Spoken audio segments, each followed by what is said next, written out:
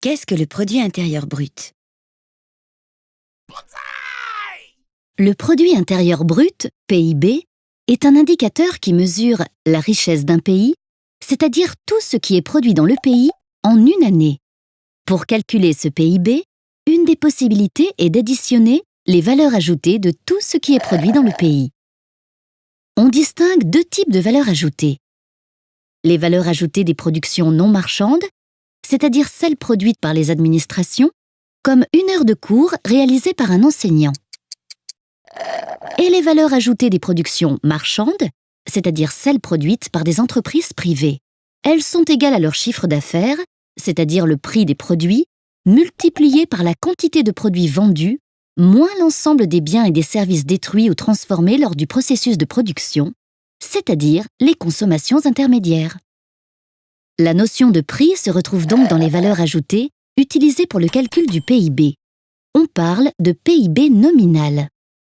Or, si les prix augmentent d'une année sur l'autre, le PIB va augmenter alors que la quantité produite n'aura pas augmenté.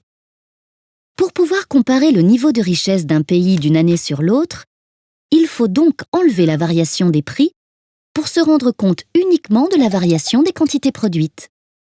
Pour cela, on utilise l'indice des prix à la consommation, IPC, mesuré par l'INSEE. On obtient alors le PIB réel.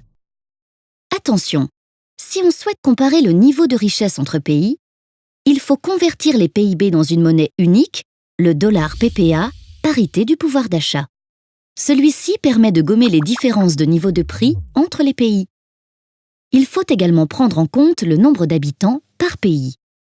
Plus il y a d'habitants, plus la production globale peut être importante. On divise alors le PIB de chaque pays par le nombre d'habitants du pays. On obtient alors le potentiel de richesse de chaque habitant.